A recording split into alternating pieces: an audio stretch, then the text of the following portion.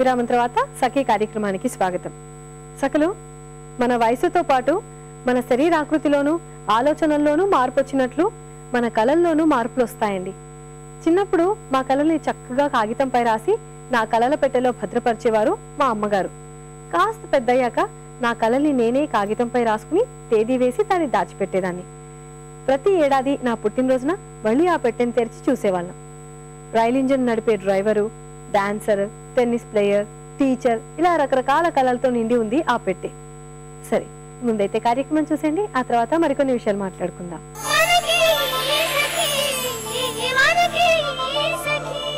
నమస్కారం. మన సఖులంతా ఎంతో ఇష్టంగా చూసే చూడండి చేయండి కార్యక్రమానికి మీకందరికీ స్వాగతం.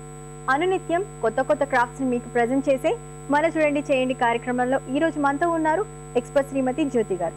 వారు చూపిస్తారట బోస్ ని ఇలా తయారు చేసుకోవడం. ఇంట్రెస్టింగ్ గా అనిపిస్తుంది కదా, అది ఎలానో చూస్తూ మనం నేర్చుకుందాం. హాయ్ జ్యోతి గారు. Hi Sheela. How are you? Good Sheela. మరి ఈ రోజు మన సఖులకి మీరు బోస్ ని చూపిస్తా అన్నారు. అవును. జనరల్ గా ఏదైనా గిఫ్ట్ ఇచ్చినప్పుడు పైన కొంచెం అందంగా కనిపించేలాగా మనం బోస్ ని పెట్టి ఇస్తూ ఉంటాం. అవును. దీన్ని ఎలా తయారు చేసుకోవాలో చూపిస్తా అన్నారు. ఓకే, మరి దీనికి ఏమేమి కావాల్సి ఉంటుంది?